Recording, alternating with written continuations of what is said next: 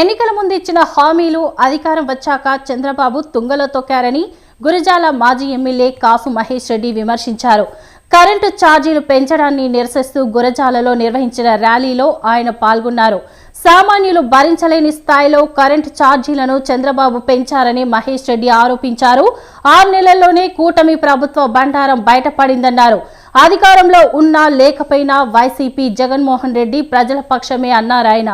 ప్రభుత్వం అనుసరిస్తున్న ప్రజా వ్యతిరేక చర్యలపై వైసీపీ నిరంతరం పోరాడుతుందన్నారు.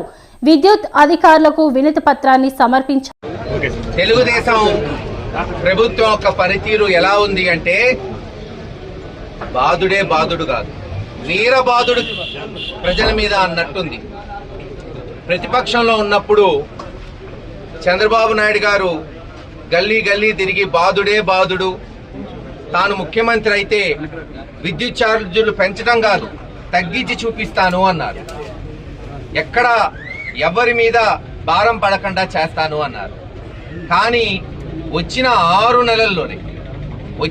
నెలల్లోనే ఇచ్చిన 6 హామీల్ని తొంగలో తొక్కి, సరే హామీలకెటూ దిక్కులేదు, అమ్మఒడి గాని, రైతు భరోసా గాని, లేదు ఫీజు రీఎంబర్స్మెంట్ పథకాలు గాని, ఆరోగ్యశ్రీలు గాని, లేదు ఆ రోజున్న అనేక పథకాలను ఆపేయటమే.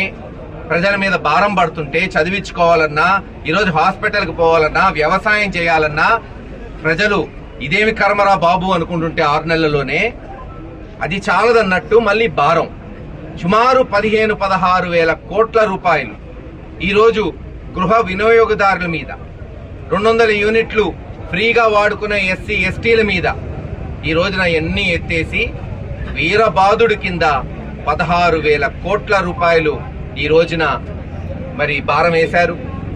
ఒక ప్రతిపక్ష పార్టీగా, ప్రజల పక్షాన నిలబడే పార్టీగా గతంలో చెప్పాను, అధికారమైనా ప్రతిపక్షమైనా వైఎస్ఆర్సీపీ పార్టీకి జగన్మోహన్ రెడ్డి గారికి లెక్కలేదు. పాలక పక్షం మేము, ప్రజల పక్షాన నిలబడే పార్టీగానే మేము ముందుకు పోతాం. ఈరోజు ప్రతిపక్షంగా మా బాధ్యత అధికార పక్షం చేస్తున్న తప్పుల్ని ఎండగట్టడానికి. మరి ఈరోజు మీరు చూస్తున్నారు, మొన్న రైతుల పక్షాన నిలబడ్డాం, ఈరోజు కరెంట్ ఛార్జీలు ఆంధ్ర రాష్ట్ర ప్రజల తరఫున నిలబడుతున్నాం, రేపు మళ్ళీ విద్యార్థుల తరఫున నిలబడతాం. ఇలాగ ఎక్కడ అన్యాయం జరిగినా, ఏ చిన్న అన్యాయం జరిగినా వైఎస్ఆర్సీపీ పార్టీ జగన్మోహన్ రెడ్డి గారి ఆదేశాల మేరకు నాయకుడి దగ్గర నుంచి మారుమూల గ్రామం కార్యకర్త వరకు ప్రతి ఒక్కడు కదిలి వస్తాడు. ప్రజల కొరకు పోరాటం చేస్తాం. తప్పకుండా ఈ ప్రజా కంటక పాలనని అంతమంది ఇచ్చే వరకు అందరం ఈ పోరాటం కొనసాగిస్తామని తెలియజేసుకుంటూ సెలవు తీసుకుంటాం.